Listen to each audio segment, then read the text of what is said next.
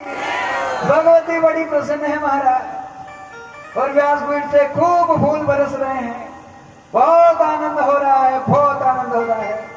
गुरु जी बड़े प्रसन्न हो रहे हैं, अंदर से आत्मा खिल रही है। जगदम्बा की अद्भुत अद्भुत कृपा हो रही है भाई। आइए 9 देवियों की कथा का श्रवण करते हैं। प्रथमम शैलपुत्री च, द्वितीयम ब्रह्मचारिणी, तृतीयम चंद्र घंटे तीर कुष्मांडेति, चतुर्थम पंचम स्कंद मात्रेति, षष्टम कात्यायनीति च, और सप्तम काल रात्रिति महागौरीति चाष्टम, नवमम सिद्धिदात्रीति नव दुर्गा प्रकीर्तिता, उक्तान्यतानि नामानि ब्रह्मणैव महात्मन है। बोले अम्बे मात की। शैलपुत्री कहां से आई? सती माता का ही जो सबका टुकड़ा है, उसके शरीर का टुकड़ा है। हाँ, कहां गिरा? हिमालय पे जाके गिरा, और वहीं से मां जगदम्बा भगवती पार्वती है, वो शैलपुत्री के रूप में प्रकट हुई। बोले मैं मात की। मां शैलपुत्री का स्वरूप बड़ा अद्भुत है। जगदम्बा है, अपने मातृत्व को और मातृत्व की जो विशालता होती है उसे अपने हृदय पटल पर धारण कर रखी है, और ममता की करुणा करुणा करुणामय मूर्ति है मां जगदम्बा शैलपुत्री है। हाथ में त्रिशूल है, खड़ग है, चक्र है, गदा पद्म शंख अष्टभुजाओं के साथ में मां भगवती की लीला है।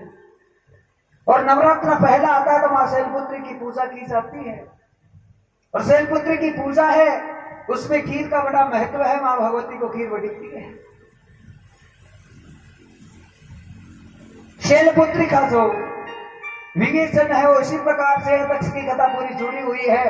उसके कारण से जब शंकर जी के सामने विष्णु जी प्रकट हुए थे और चक्र प्रकट किया था, सती के सबके जो टुकड़े हुए थे उनका जो सबसे बड़ा वाला हिस्सा है उसी हिमालय पर्वत पर गिरा। वहां से मां भगवती शैलपुत्री प्रकट हुई।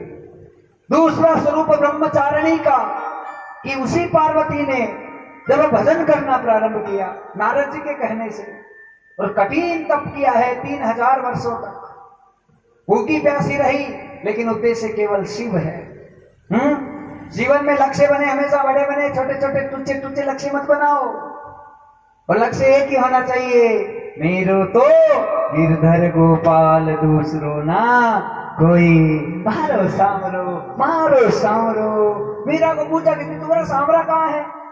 तुझे नहीं दिखा सकती बाबड़े, भाग यहाँ से, मारो सामरो। हाँ, क्यों नहीं दिखा सकती? क्योंकि वो सामरा अंदर होता है। हाँ, घट के पर्दे खोल जरा, तेरे अंदर सीताराम है, बाहर नहीं है। उस ब्रह्मचारिणी मां भगवती जगदम्बिका ने कठिन तप किया है और ब्रह्मचर्य का पूरा पालन किया। कौमार्य अवस्था होती है, उस समय अपनी बेटी को बहुत बड़ी सीख देने की आवश्यकता होती है। वो कॉलेज जा रही है, वो स्कूल जा रही है, उस मोमेंट पे वो अवस्था, वो आयु ऐसी होती है, उससे गलती हुए बिना नहीं रहती है। और गलती यदि भारी हो जाती है तो पूरे जीवन में पछतावा रहता है, पूरी जिंदगी पर वो पूरा मनुष्य जीवन है वो बर्बाद हो जाता है महाराज, केवल एक गलती के कारण से। क्योंकि 25 साल तक का समय मनुष्य जीवन में केवल भक्ति करने का होता है, भजन करने का होता है। वहां पे यदि ब्रह्मचर्य का खंडन हो जाए, हाँ, तो समझ लीजिए कि कभी अच्छा हो ही नहीं सकता। तो गुरुजी इसका मतलब ये है कि सरकार ने कह रखा 18 साल में ब्याह कर दो। मतलब इस बात का ये है कि जब तक जहां तक हो सके वहां तक ब्रह्मचर्य को निभाने की आवश्यकता। पुरुषों के लिए तो बात पक्की लागू है,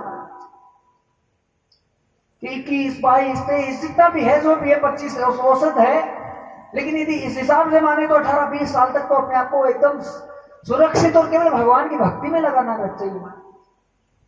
11 साल से लेके आयु होती है 22 साल तक, वो आयु हमेशा भटकाने वाली होती है, और उस आयु में यदि भगवान की भक्ति की ललक लग जाती है और 11 साल का भजन हो जाता है तो तुम्हारा साधारण सा बावड़ा सा बेटा साक्षात राम और श्री कृष्ण के गुणों के स्वरूप में परिणित हो जाता। पक्का पक्का और पक्का, इसमें कोई संदेह नहीं। 2 बेटे पैदा कर लो, एक को भजन में छोड़ो, एक को पढ़ाई करा लो संसार की, 11 साल बाद दोनों को संभाल लेना, तुम्हें गुरु जी की बात पे पक्का विश्वास हो जाएगा।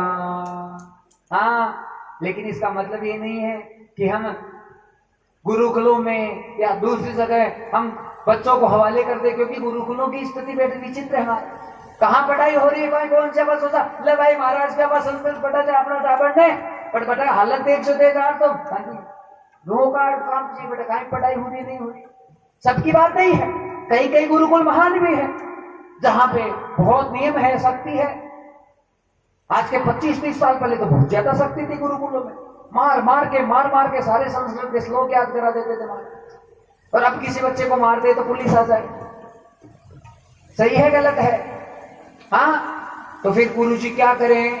कल महाराज ने बड़ा सुंदर बताया, अरे ओ गणेश नगर वालों, ए झोटवाड़ा वालों, ए जयपुर वालों, तुम इतने भाग्यशाली हो कि ऐसा कोई महाराज है तुम्हारे आसपास में प्रकट हो गया है और उसकी कथाएं, उसका शब्द, उसकी वाणी लगातार साल में कम से कम 20-22 अनुष्ठान तो यही होंगे। तो जितना हो सके उतना उसमें डुबकी लगाओ, बच्चों को लगाओ, सबको लगाओ, और फिर रोज आ जाए तो पकड़ लो, मेरा आके पकड़वा लूंगा, मना नहीं करूंगा।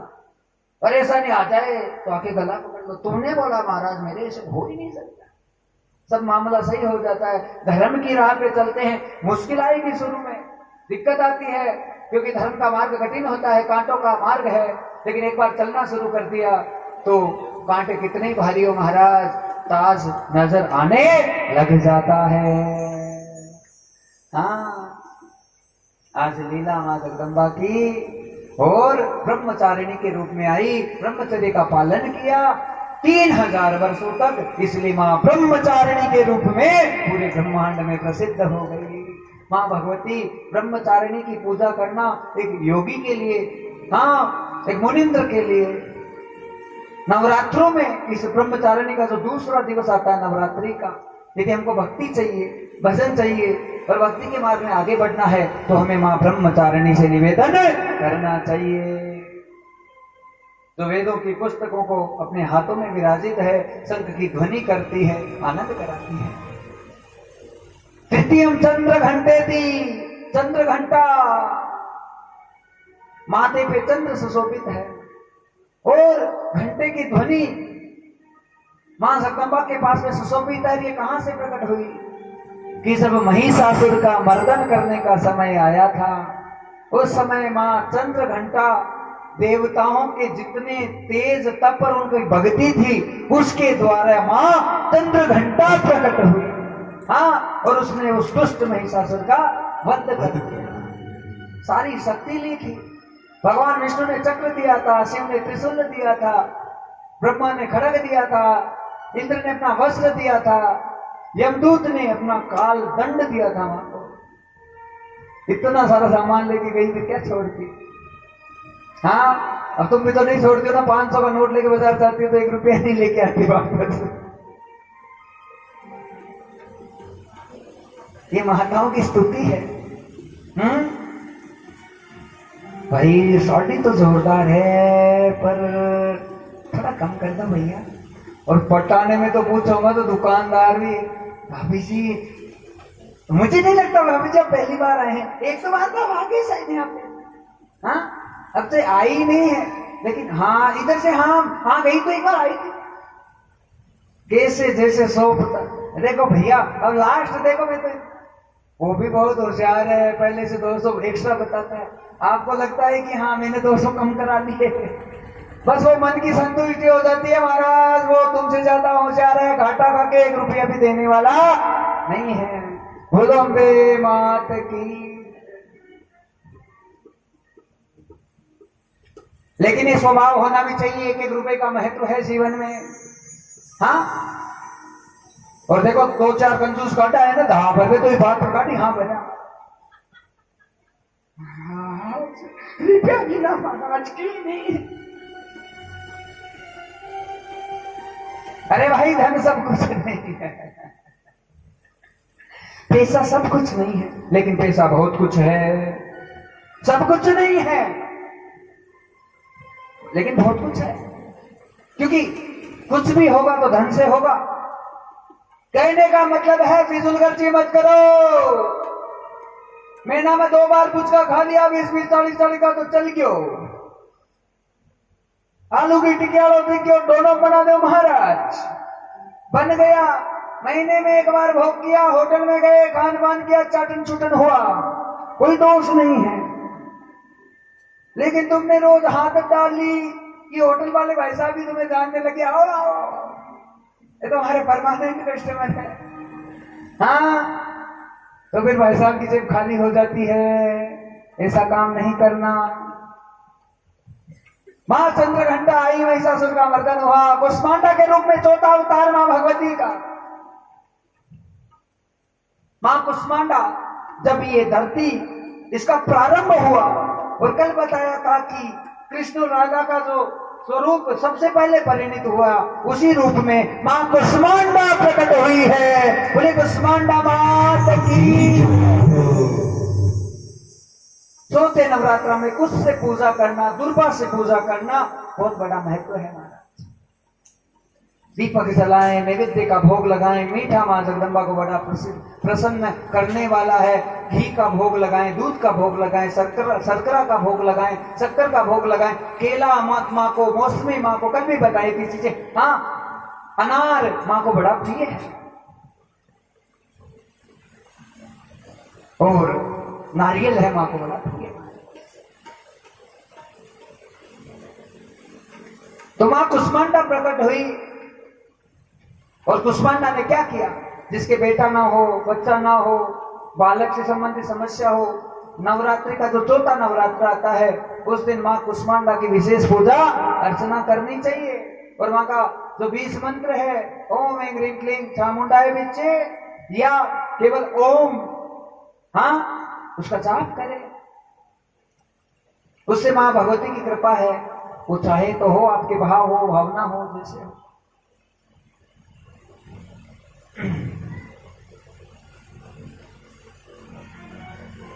हमारी एक आदत सबसे बुरी हो जाती है महाराज, कि भगवान के चरणों में आके और भक्ति इतनी बढ़ा के, मान लो बराबर 10 कथा सुन ली, 20 कथा सुन ली, 25 कथा सुन ली, और फिर भी आके सेकंड तो कहती महाराज एक फोटो दे दे, तो ये समझ लो मामला बहुत अन्याय वाला है। वो अन्याय वाला ऐसे है कि इतनी भक्ति करके जब आके संसारी मांगोगे, तो महाराज फिर भगवान के पास आने का क्या फायदा है? हाँ, इसलिए बेटे पोते धन दौलत इन सब की कामना मत रखो। कामना रखनी है तो एक ही रखो, हाँ, कि मैया बस मेरा जो दिल है उसमें तुम्हारे चरण कमल हमेशा हमेशा के लिए स्थापित हो जाए। हे जगदम्बा ऐसी कृपा कर, ऐसी करुणा कर मां भगवती। आनंद हो हमारी। 5वां नवरात्र तृतीयम चंद्र घंटेति कुष्मांडेति चतुर्थकम, और 5म स्कंद मात्रेति। स्कंद माता प्रकट हुई। बोले स्कंद माता की। स्कंद माता कैसे प्रकट हुई? स्कंद माता महाराज जो है कि कार्तिकेय जी ने भजन किए, कहां जाके? क्रोंच पर्वत पे दक्षिण भारत में कृष्णा नदी के तट के ऊपर, और जो है दूसरा ज्योतिर्लिंग श्री शैलम मल्लिका अर्जुन विराजित है। शंकर जी वहां पे जब कार्तिकेय जी ने भजन किए तो इतनी शक्ति और इतनी साधना उनकी बढ़ गई कि उनका जग में जो नाम है वो स्कंद भगवान के रूप में जाने लगा महाराज, जाना गाने लगा। और उसी स्कंद भगवान की मां होने के कारण से ये जो है जगदम्बिका मां भगवती गौरी पार्वती है, स्कंद माता के रूप में पूरे जग में प्रसिद्ध हुई। कात्यायन ऋषि के द्वारा, माफ करना, ये कार्तिकेय स्कंद माता का कात्यायनी का जो स्वरूप आएगा उसमें कात्यायन ऋषि का संबंध है। यहाँ पे स्कंद माता है जो कार्तिकेय की माँ है, उसके कारण से उनका सबसे बड़ा संबंध है। और माँ जगदम्बा हाँ क्या देती है? स्कंद माता धैर्य प्रदान करती है। ये धीरज की देवी है, क्योंकि स्कंद की माँ है ना। स्कंद यानी पत्थर, हाँ, स्तंभ, और उसकी माँ है, तो ये धीरज धैर्य ये सब चीजें प्रदान करती है। और जीवन में धीरज और धैर्य की बहुत जरूरत है ना। पग पग पे जरूरत है। आज सहनशीलता ही तो नहीं है। अभी 2 बार कोई किसी को सुनाते महाराज चिंगारी लगी हुई पड़ी है, चाहे अभी तुमने अच्छी अच्छी कथा सुनी है और इसी पंडाल में तुमको किसी ने छेड़ दिया, ऐसे उछलोगी कि पूछो। ये चीज गलत हो जाती है। सहन शक्ति होनी जरूरी है। षष्टम कात्यायनी की जय, बोले स्कंद माता की जय, कात्यायनी मात की जय। कात्यायन ऋषि के द्वारा अद्भुत तपस्या मां भगवती की हुई। मां जगदम्बा प्रसन्न हुई, आकर प्रकट हुई, कात्यायन ऋषि को दर्शन दिए और उसी के कारण से माता कात्यायनी जो कि छठे नवरात्र में प्रकट हुई है और कात्यायनी है वो महाराज सुख समृद्धि वैभव आनंद ऐश्वर्य देने वाली है। छठा नवरात्र बहुत आनंद देता है। और 7वां जो नवरात्र है बोले कालरात्रि मात की जय। महाकाली जगदम्बा भगवती जो सारे रोगों का नाश करने के लिए जानी जाती है, तांत्रिक विद्याओं को नष्ट करती है, उल्टा सीधा कराया धराया हाँ लेना देना उनको खत्म करती है। ये नवरात्र 7वां आता है। और ये कब प्रकट हुई कि शुंभ निशुंभ हाँ रक्त बीज धूम्र लोचन और चंड मुंड का विनाश करने के लिए मां भगवती प्रकट हुई और काल रात्रि में अद्भुत लीलाएं करके दुष्टों का संहार किया और धरती पे उत्थान किया। जिसके रोग है परेशानी है हाँ क्या करे, नवरात्र सप्तम आए तो समय मां काल रात्रि का विशेष पूजन करना चाहिए। और रात्रि शब्द आ रहा है तो काली का जो 7वां नवरात्र होता है उसका रात्रि का समय है, उसमें मां भगवती है बड़ी प्रसन्न होती है। हाँ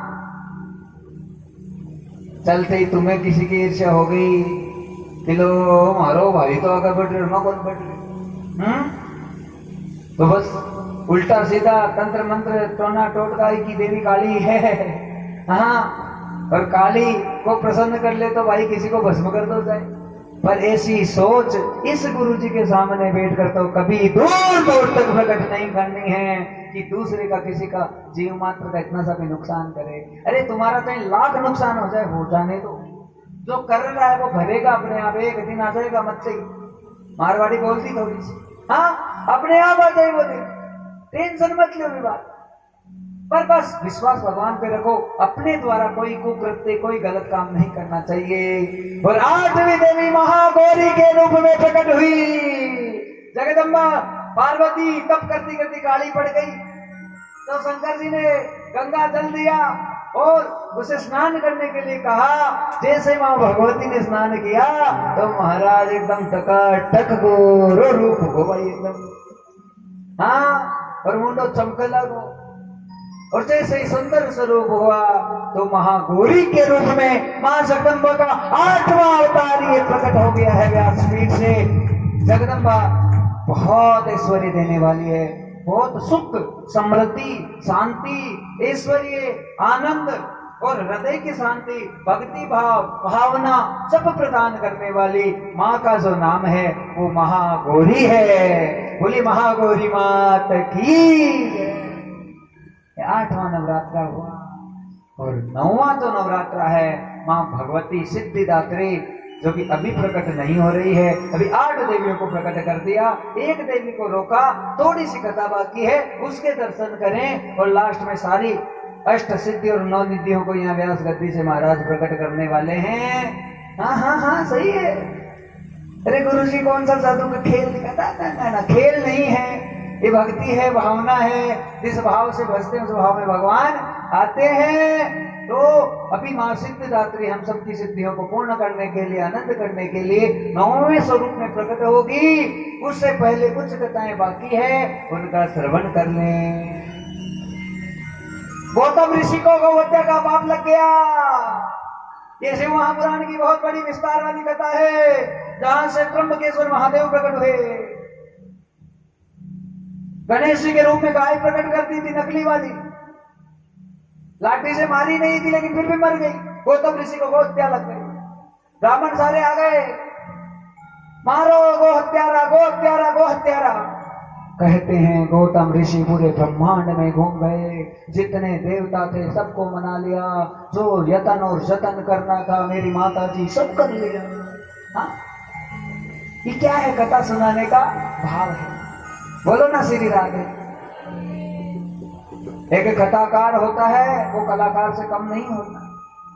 हाँ, उसमें इतनी कलाकारी होती है कि वो ऐसे ऐसे ऐसे हाँ जी, ओ जी, महाराज ऐसे वैसे जाम कर देता है लोगों को। और जाम नहीं होंगे तो फिर क्या होगा? आडोसन पाडोसन उठी, कलावती भी रूठी और चली। हाँ, महाराज जी अकेले और जिसकी दरी थी वो बैठा है। हाँ, नहीं साउंड वाला रुकेगा, मेरा साउंड है, पैसा लेके जा। कहने का मतलब ये है हमारा कथा को परोसने का तरीका। अरे कथा तो कथा ही है, ये देवी कथा है। पंडित जी को पूछो पाठ किया कितना जोर आया, महाराज बताओ। हाँ, बहुत कठिन है। इसको पढ़ने बैठोगे 1000 बार भी पढ़ लोगे, समझ में आ जाए तो हमारी गारंटी। बोलो श्री राधे। ये बात एकदम पक्की है महाराज, प्रैक्टिकल करके देख लो इस बात। देवी कथा बहुत कॉम्प्लिकेटेड है। ऐसे प्रसंगों में प्रसंग डाले हुए हैं। उसे कैसे बनाना, संचारित करना, सारी चीजों को लेके आना। हाँ, और एक मजा लेके कोई भजन भी देख ले, कोई श्लोक भी देख ले, कोई दोहा भी देख ले, केवल बस भगवान की कृपा से। कथाकार कलाकार से कम नहीं होता, उसमें आर्ट तो होता ही है, लेकिन आर्ट से पहले भगवान की सबसे बड़ी कृपा चाहिए। कृपा के बिना नहीं। आज गौतम ऋषि को श्राप लग गया, ब्रह्मांड के जितने देवता थे। अरे कथाकार में इतनी बड़ी कलाकारी होती है, चाहे जब आंसू ला दे तुम्हारे 2 मिनट में रुलाने लग जाए, 2 मिनट में हंसाने लग जाए, जैसा चाहे वैसा माहौल बना। लेकिन कलाकारियां सब फेल हो जाती है। हाँ, कितना ही बड़ा कलाकार हो। अभी बहुत सारे महाराज हम संस्कृत में जानते हैं, हम ऐसे विद्वान हैं। मैं तो हाथ जोड़ के कहता हूं कि भाई मुझे आचार्य के रूप में भी चाहिए, तो मुझे विद्वान नहीं चाहिए, मुझे तो प्रेमी चाहिए भगवान का, और बस भगवान से प्रेम करने वाला चाहिए। और मुझे विद्वानों की जरूरत ही नहीं है। क्या करूंगा मैं विद्वानों का? मुझे तो भाव वाला चाहिए, आनंद वाला चाहिए, व्यवहार वाला चाहिए, जो झूठ नहीं करे, कपट नहीं करे, चल नहीं करे, अपने वचन पे रहे। हाँ, बस वो आदमी चाहिए। और उसके लिए अपने आप आत्मा खुल जाती है। ले जा बेटा, तू भी ले जाना, खूब आशीर्वाद है। हाँ, महाराजों के पास है क्या? आशीर्वाद ही है, और तो क्या है, वही कमाते हैं। गौतम ऋषि सारे ब्रह्मांड में घूम लिए, कहीं पे उपाय नहीं हुआ। भगवान शंकर प्रकट हुए, और शंकर प्रकट हुए तो गौतम ऋषि का सारी समस्याओं का समाधान तो होगा। लेकिन कहा मां भगवती का अर्चन और वंदन और पूजन और सेवन चालू करो। हे गौतम ऋषि, गौ हत्या का पाप मां जगदम्बिका की भक्ति से ही दूर होगा। आज 9 दिन के अनुष्ठान का संकल्प गौतम ऋषि ने लिया। बड़े पूजा पाठ को भाव से जमाया गया है। गौतम ऋषि ने गणेश जी की स्थापना की, कलश की स्थापना की। हाँ, नवग्रह 16 मातृका देवताओं की स्थापना की है। चक्रपाल भैरव जी महाराज को बैठाया गया है। श्री ओंकार ब्रह्मांड नायक परब्रह्म श्री कृष्ण को लाया गया है। हाँ, विष्णु की पूजा है, शिव की पूजा की गई है। और यहाँ माँ गौरी जगदम्बिका का सुंदर आसन ऊंचा प्रधान पीठ पे गौरी तिलक मंडलस्थ समस्त देवताओं के साथ में गौतम ऋषि ने समस्त माँ भगवती को विराजित किया है। अनुष्ठान करने लगे, विधि विधान से पूजा पाठ होने लगा। माँ की सुबह जोत करी है, शाम को जोत करी है, और माँ की कथा का श्रवण करना प्रारंभ किया है। और उस कथा के श्रवण से, माँ के स्तवन से, माँ के भजन से ये अद्भुत प्रभाव और परिणाम होने लगा कि 9 दिनों के अनुष्ठान मात्र से आज गौतम ऋषि की सारी ब्रह्म हत्या का पाप है, उससे गौतम ऋषि मुक्त हो गए हैं और माँ भगवती प्रकट हो गई है। बोलिए अम्बे मात की। माँ प्रकट हुई, माँ ने कहा गौतम तुम्हारा अपराध है ही नहीं, ब्राह्मणों ने तुम्हें परेशान किया, कहे तो भस्म करो ना। हे मां, बस इन द्रोणागिरी पर्वत के पास में तुम यही लीला कर दो कि साक्षात शंकर के रूप में यहाँ कर विराजित हो जाओ। मां भगवती ने वचन दिया कि मैं गंगा के साथ में, शिव के साथ में और मेरे खुद के स्वरूप के साथ में यहीं त्र्यंबकेश्वर ज्योतिर्लिंग के रूप में स्थापित रहूंगी। बोले अम्बे मात की। गौतम ऋषि के ऊपर इतनी बड़ी कृपा मां की हुई, और हम पे क्यों नहीं होगी? हम मनाएंगे तो मां जरूर आएंगे। हाँ, राजा जन्मे से कथा सुन रहे हैं और महाराज पांडाल के लिए थोड़ा सा समाचार ऐसा है कि जो भाई लोग आए थे कि महाराज कट्टा कर लो, कट्टा कर लो, कट्टा कर लो, और हमारे एक ही नजर नहीं आ रही मेहमान। हाँ, विश्राम होने वाली है कथा। अब मानुषा की तो जरूरत पड़े भाई, पर एक ही नहीं दिख रहा आस पास में। बोलो ना श्री राधे, अब आपका भाग है भाई, हमें क्या करा। हाँ, अरे जगमग जगमग मंदरिया में, जगमग जगमग मंदरिया में, जोता जाके हो भवानी, जोता जाके हो। आ जाए जगदम्बा तारा, सेवक नाचे हो। आ जाए जगदम्बा तारा, सेवक नाचे हो। जगमग जगमग मंदरिया में, जगमग जगमग मंदरिया में, जोता जाके हो भवानी, जोता जाके हो। आ जाए जगदम्बा तारा, सेवक नाचे हो। आ जाए जगदम्बा तारा, सेवक नाचे हो। जगमग जगमग मंदरिया में।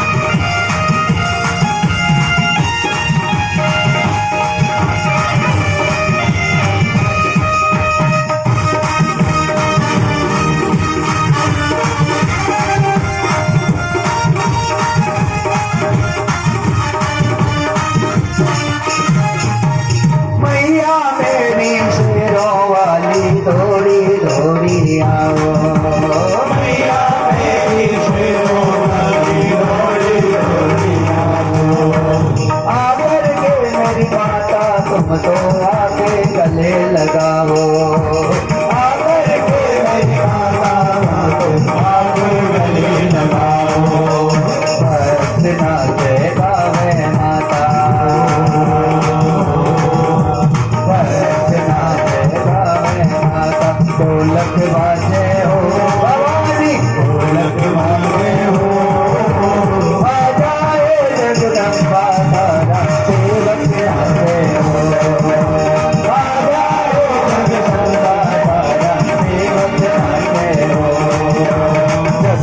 जगमग मंदरिया में।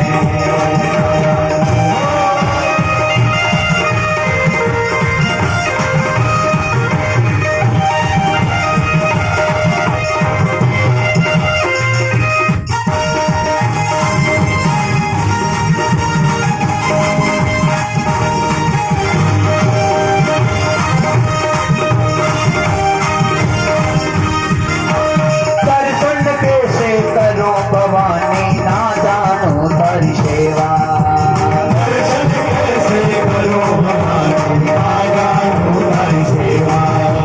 दर्शन कैसे करो भवानी ना जानो तारी सेवा। दर्शन कैसे करो भवानी ना जानो तारी सेवा। मन में होगा सुंदर भावर, ना जानो तारी पूजा। मन में होगा सुंदर भावर, ना जानो तारी पूजा। सिंदूर उठे मन रे माई, सिंदूर उठे मन रे माई। मर्दंग बाजे हो भवानी, मर्दंग बाजे हो। आ जाए जगदम्बा तारा, सेवक नाचे हो। सेवक नाचे हो। जगमग जगमग मंदरिया में।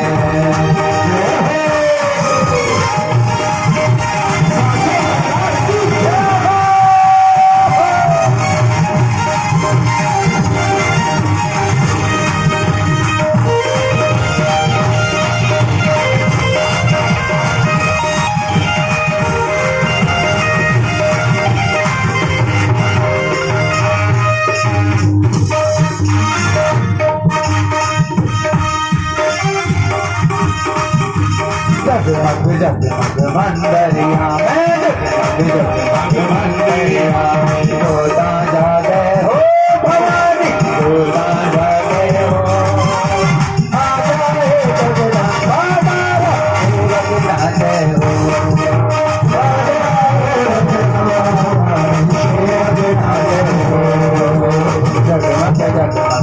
जगमग जगमग मंदिरिया में जोता जागे हो जोता जागे हो आ जाए जगदम्बा तारा सूरज नाचे हो आ जाए जगदम्बा तारा सूरज नाचे हो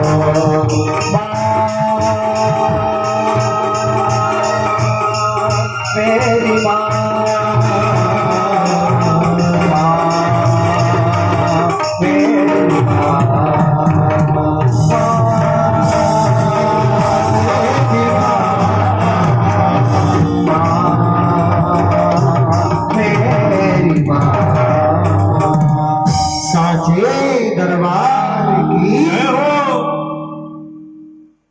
सतिया जोता वाली माता तेरी सराय दे साचे दरबार की जय जय श्री राधेश। महाराज माँ की कृपा अद्भुत अलौकिक अनुपम है। राजा जन्मेजय गदगद हो रहे हैं व्यास जी की वाणी सुन के, क्योंकि इस माँ भगवती के चरित्र अद्भुत है, अनुपम है, लौकिक है। भगवती की पूजा के लिए कोई मुहूर्त नहीं है, जगदम्बा की पूजा के लिए कोई समय नहीं है, हर समय शुभ है। जब भी माँ भगवती के प्रति भावना जागृत हो जाए उसी समय माँ जगदम्बा का स्तवन है हमारे हृदय पटल पर जागृत हो जाना चाहिए। और माँ दुर्गा भगवती की कृपा ऐसे इस प्रकार से हमारे हृदय को रोमांचित करने लग जाती है जब हमारा हृदय पटल शुद्ध और परिपूर्णता की तरफ बढ़ता है। आज महाराज अद्भुत चमत्कार होने लगा। और कहां पे? जहां पे व्यास जी महाराज सरस्वती के तट पर जन्मेजय को कथा सुना रहे हैं और जन्मेजय के पास में दौड़े दौड़े आज अचानक नारद जी आए। अरे जन्मेजय जय हो तुम्हारी, जन्मेजय जय हो तुम्हारी। व्यास जी इधर कथा को विश्राम ही कर रहे हैं, उसी समय जयकारे होने लगे। अरे पुत्र जय हो जय हो जय हो। राजा परीक्षित की मुक्ति के लिए जो कि तुमने उनके लिए अद्भुत अनुष्ठान किया, मैं स्वर्ग लोक से आ रहा हूँ, वैकुंठ लोक से आ रहा हूँ। राजा परीक्षित जो कि वैकुंठ लोक में थे, आज उन्हें साक्षात माँ भगवती की गोदी प्राप्त हो गई है।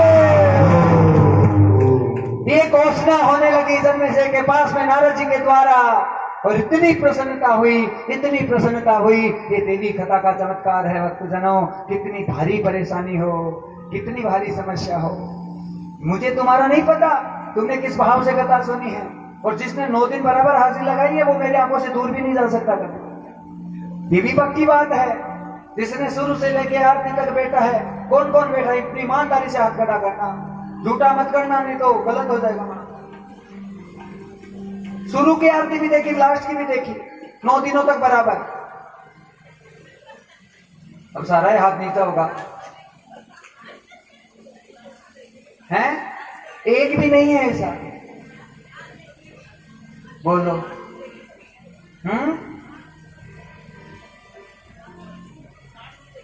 पाचो खींच लो आज। नहीं गुरु जी ऐसा काम मत करना, तो ऐसा नहीं करेंगे। बोलो ना श्री राधे। चलो तुमने भी नहीं सुना, लेकिन एक मेरी बात ध्यान से सुनोगे। अब मैं तुम्हें कोई वचन में नहीं बांध रहा, लेकिन यदि दिल से आवाज आए तो बात करना, नहीं तो मत करना। बात यह है कि बैनर लगा हुआ है 13 तारीख से श्रीमद् भागवत कथा प्रारंभ हो रही है। तुम्हें पता है या नहीं? पता है। अब ये वादा कौन कौन कर रहा है कि पूरी 7 दिनों की कथा हम सुनेंगे? महाराज हाथ खड़ा करो, ईमानदारी से करना, झूठा मत करना। 7 दिनों की कथा पूरी सुनने वाले कौन कौन भक्त हाथ खड़ा कर लो। मैं तो हूं कि मुझे कथा कहनी है, तो मैं श्रवण भी करूंगा। और ये हमारे भाई लोग संगीत पे हमारे सरस भैया ही है, वापस आ रहे हैं हमारे बीच में। हाथ ताली बजाइए एक बार तो। और श्री राम कथा के लिए भी यही वापस संगीत की जो टीम है हमारे बीच में रहेगी। हाँ, बस संगीत पर 3 जने रहेंगे, 4 नहीं रहेंगे, इतना ही फर्क रहेगा। 3 जने संगीत पे हैं, वो मौजूद रहेंगे। तो तैयार हो 13 तारीख के लिए? तब तो माफी कर दो इस बात के लिए, बोलो हाँ। बोलो बाके बिहारी लाल महाराज। और गुरु जी से कथा सुन ली तो सीधा बस बैकुंठ की टिकटें ले जाओ, सीधा टेंशन ही नहीं है। हाँ, तो बड़ी तत्परता से आनंद के साथ में कथा सुननी है। और कथा के यजमान भी जो बने हैं, इन्होंने नारियल महाराज को दिया है। हाँ, यजमान के लिए तैयार है बेचारे। 3 दिनों तक बराबर हाजिरी लगा रहे हैं, रेवाड़ी से बता रहे हैं। यहाँ पे ताली बजाइए उनके लिए भी जोर से। हाँ, बस वो विश्वास होना जरूरी है। तो बड़े आनंद के साथ में हम कथा का श्रवण करेंगे 13 तारीख को। कलश यात्रा भी होगी सुबह। हाँ, अब दुनिया भर का कलश तो भाई मां बन रखा हूं, हमारी फचेती हुए रहते अब डपड़े रे उठा ले पड़ो नहीं। हाँ, अच्छा नहीं लगता, वो गंदा लगता है। तो हम 13 तारीख को सुबह 8 बजे कलश यात्रा शुरू करेंगे। बोले गोविंद भगवान की। तो इस चीज को दिमाग में रखना, बुद्धि में रखना, दिल में रखना कि 8 तारीख को सुबह, मतलब 13 तारीख को सुबह है कलश यात्रा होगी और 13 तारीख को ही कथा है वो प्रारंभ हो जाएगी। बड़े आनंद के साथ में हमें कथा का श्रवण करना है, अपने जीवन को धन्य बनाना है। महाराज जन्मे से बड़े प्रसन्न हो गए, आनंदित हो गए, क्योंकि उन्होंने जो उद्देश्य लिया था अपने पितरों के तरण का, अपने पितरों के कल्याण का, आज वो उद्देश्य पूरा हो गया। अरे महाराज के रोम रोम खिल रहे हैं अंदर से, क्योंकि देवी का अनुष्ठान बड़ा सफल और बड़ा अद्भुत चलाया गया है। बिना किसी विघ्न बाधा के, बिना किसी प्रपंच के, बिना किसी माथा फोड़ी के, बहुत आनंद के साथ में हम पूर्णाहुति की तरफ बढ़ गए हैं। बस केवल मां सिद्धिदात्री जो कि प्रकट हो रही है, मां जगदम्बा सारी सिद्धियों को साथ में लेके आइए। आप भी मां भगवती 64 जोगणी को मनाइए और जगदम्बा को प्रकट कीजिए। और 64 जोगणी देवी रे देवली रम जाए, 64 जोगणी देवी रे देवली रम जाए, गोबर घालनी माई रे अंदर रम जाए, गोबर घालनी माई रे अंदर रम जाए, देवली रम जाए भवानी, देवली रम जाए भवानी, अंदर रम जाए, चोलत जोगनी देवली रम जाए, गोबर घालनी माई रे अंदर रम जाए।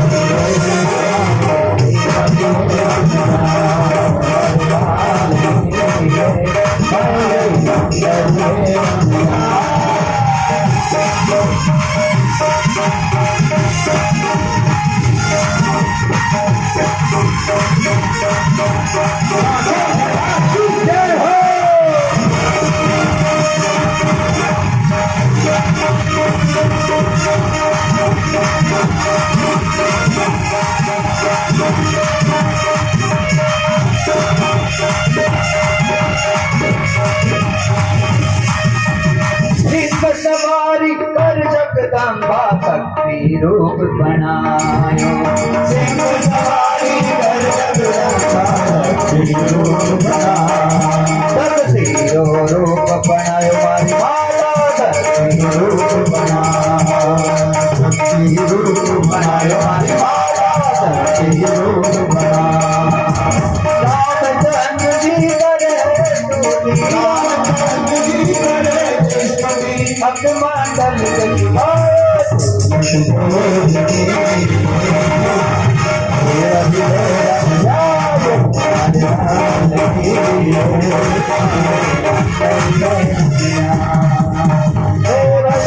रम जाय भवानी रम जाय भवानी मातरिये रम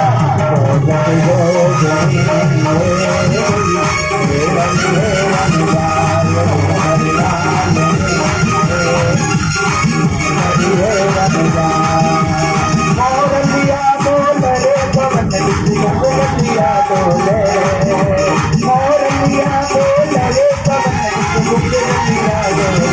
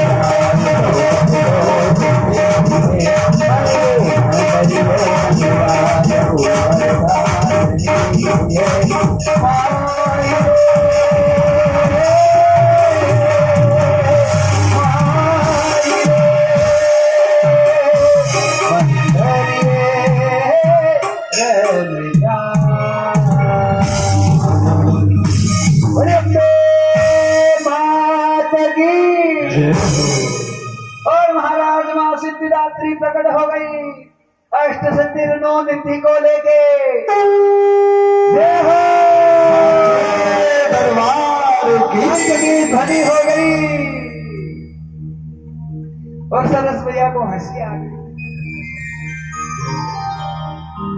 कि गुरु जी पेट वाले भैया को बोलो ना ठाकुर जी महाराज 2:30 बज गई, 2:45 हो गई ना। ओ टन टन टन टन साचे दरबार की जय हो। ये स्तुति हो रही है हमारा बड़े गोविंद भगवान की जय हो। सिद्धिदात्री मां भगवती प्रकट हुई और सारी सिद्धियों को ले गया। सिद्धिदात्री जगत मातरी जगदंबिका नमोस्तुते सर्वसिद्धिं प्रदायिनी नारायणी शरणापन।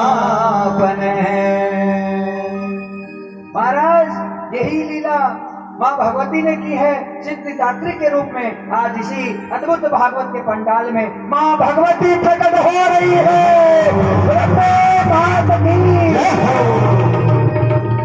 जगदम्बे मात की जय हो। दुर्गा माई की जय हो। दुर्गा माई की जय हो। दुर्गा माई की जय हो। दुर्गा माई की जय हो। दुर्गा माई की जय हो। दुर्गा माई की जय हो। दुर्गा माई की जय हो। दुर्गा माई की दुर्गा माई की जय हो। अम्मा माता की जय हो। अम्मा माता की जय हो। अम्मा माता की जय हो। दुर्गा माता की जय हो। दुर्गा माता की जय हो।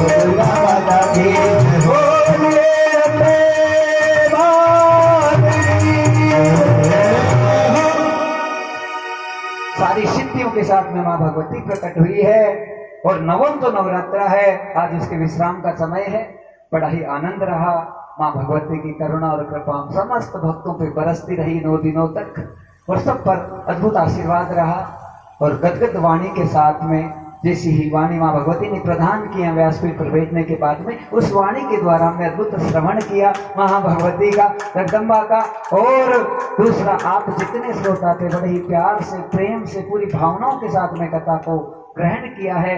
और बस व्यासपीठ से समस्त भक्तजनों को खूब खूब शुभ आशीर्वाद और खूब खूब आनंद, खूब खूब करुणामय भाव अभिव्यक्ति अंदर से कि बस मां भगवती की कृपा और करुणा है वो आपके जीवन में हमेशा हमेशा बनी रहे, बरसती रहे। और दूसरा, जब भी मां भगवती का अनुष्ठान हो या भगवान से संबंधित जितनी भी कथाएं हो, सत्संग हो, उससे आप कभी वंचित ना हो। हमेशा आपको निरंतर और निरंतर प्रवाह से सत्संग मिलता रहे। जितने ये पूजा में यजमान बैठे उनके संपूर्ण परिवार को खूब खूब साधुवाद प्रदान करते हुए, और महाराज जितने क्षेत्रवासी है जिन्होंने तन मन धन से जिसी प्रकार से भी कथा में सम्मिलित हुए, उन्होंने जैसी भावना रखी, जैसा जैसा भाव बनाया, उनकी भाव के मुताबिक उन्हें व्यासपीठ है वो फल प्रदान करती है। जितने श्रोतागण जो की दूर दूर से चलाकर कथा को श्रवण करने के लिए आए, उन्होंने जैसी अपनी भावना थी उस भावना के मुताबिक मां भगवती के चरणानुरागों में अपनी प्रीति लगाई है, प्रेम किया है। उनकी जैसी भावना थी उसी भावना के अनुसार उन्हें भी कथा का संपूर्ण फल है वो प्राप्त हो। और संगीत पे जितनी भी टीम है बहुत सुंदर और अद्भुत और अलौकिक और अनुपम, बहुत अच्छा नहीं बल्कि बहुत अच्छा सुंदर संगीत प्रदान किया हर जगह, हर मोमेंट में। एक बार जोरदार ताली बजा दीजिए पूरी संपूर्ण संगीत की टीम के हमारे आचार्य जी, पंडित जी, सुमन जी जो कि आपके जम्मू से आए हैं, इनके लिए एक बार जोरदार ताली, बहुत जोरदार ताली बजाइए, क्योंकि पूरे मूल पाठ को विधि विधान से इन्होंने बहुत ही आनंद के साथ में विश्राम दिया है। और पूरी जो कथा है इसकी जो भी व्यवस्थाएं थी उनको अच्छे से इन्होंने देखा। और जितने आयोजक परिवार थे जो सब जुड़े रहे, हाँ, उन्होंने जिस भावना से यहाँ पे हाजिरी लगाई है, मां भगवती उनकी